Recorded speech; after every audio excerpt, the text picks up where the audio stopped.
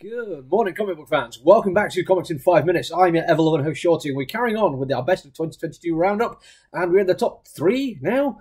Wow, really not far until I get to the end of this thing, and today I'm going to be talking about comic books as art. And when I say that, I don't mean the art is good, or the artist is talented, or that comic books are a work of a visual medium. I'm talking about actual works of art. I'm talking about the kind of art that people are going to be talking about and dissecting and pulling apart and looking at motivation for and medium for years to come. And when they do that, one of the ones they're going to talk about is Aquaman Andromeda. It's also Brown V as a writer. We'll get to him in a while. Don't worry about that. But it's Christian Ward on art. I was lucky enough to have met recently, and he's a lovely guy and did a lovely, beautiful, unique bit of sketch work for me on a cover of Bloodstained Teeth, which he was the writer on. And I kind of wanted to really engage him and talk to him about my thoughts on it. He watched my review, and he was quite happy with it. But I felt like at that point, I'd only be getting into like a surface level kind of discussion with him, and he's the one who created it with Brown V, and there's clearly so much going on in this comic book where the art plays such a fundamental part of it that I think even as a reviewer, will probably not get much deeper into it. I think like you would need to have a better understanding of how art is discussed to really get into it. But I'm not saying this in any kind of negative thing. I think it's so beautiful that you do need to look at it in that kind of way. Throughout it, the first issue in particular, I mean, it runs all the way through. It has repeated motifs and themes. It has some of the most gorgeous, lush colouring I've seen in anything, ever. Not even just comic books. Like, the real world pales in significance sometimes compared to the colouring in this book. And its page layout and its inventiveness in its POV and its structural play that it has. I mean, there's literally nothing bad about this comic book in terms of how it's presented to me. There's a rather wonderful moment in one of the later episodes where they're in a submarine, because obviously Aquaman, and there's an event going on where there's lights flashing and sirens going, and in the 9-panel page, each panel is done with a different colour palette to show that the lights are flashing, and just that on its own, it's a simple, beautiful thing, but it is so very effective to show how much time has been given to each panel and how quickly the story is progressing.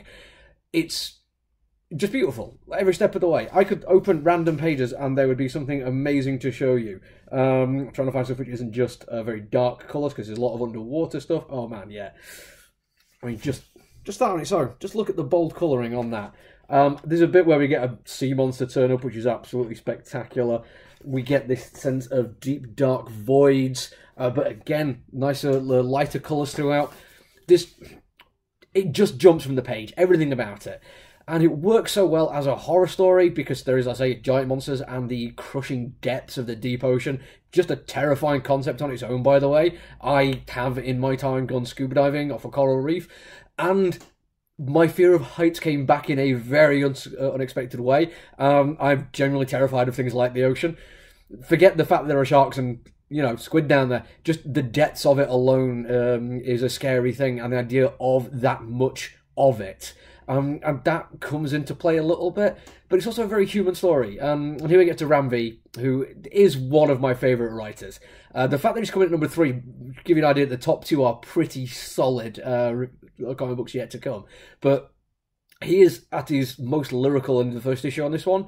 There is some genuinely beautiful writing. When I did the first review, I stopped and read some bits of it out loud to give you a sense of how he understands cadence and flow. And he can basically, just with a few sentences, take you on a little bit of a journey and make you rethink what you're expecting of a comic book. He also, like the art, does a fantastic job of doing very human stories.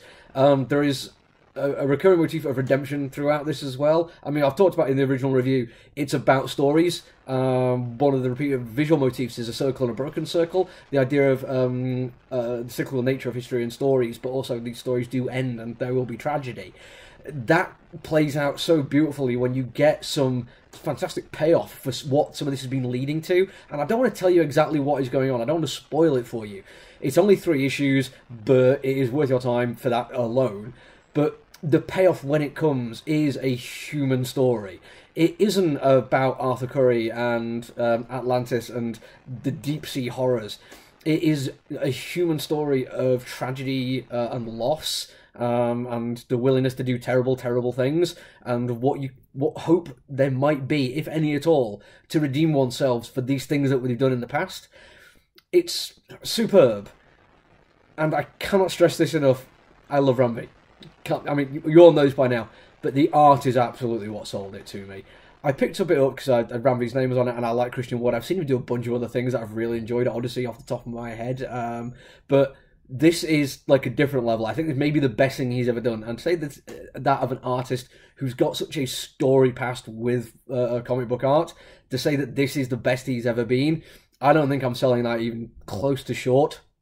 This is it. This is a peak, a pinnacle, as it were, of what you can do with the visual medium when you have people working on it who care as deeply as this and are this talented, who won't just see it as a funny book or something where it's about superheroes and spandex costumes, but will look at what you can do in the visual medium of storytelling, where you lay out your timings exactly how you want it, and your POV can change, and there's no budget for what you can explore on the page. You don't have to worry about paying people and how long it'll take to do a VFX rundown. This is just a man who loves what he's doing and takes the time to do it and shares that love with everyone who picks it up. It is spectacular. When it comes out, it's been delayed. There's going to be like a hardback collection because it's DC Black Label, which I usually don't like because of the size of them. They're a bit awkward for me. But when it comes out in the hardback, I'm probably going to buy it again in the hardback so I can have it in one volume. And I think it's going to be beautiful. And I hope you all enjoy it too, because I think you should go and find this and pick this up. As soon as it comes available, go and buy it. You're not going to be disappointed. Right, that's it for now. We've got 2 left to do, and I'm sure you're curious what they're going to be, because there's really not that much left now. But until I see you again, look after each other, everyone. Stay safe. Bye.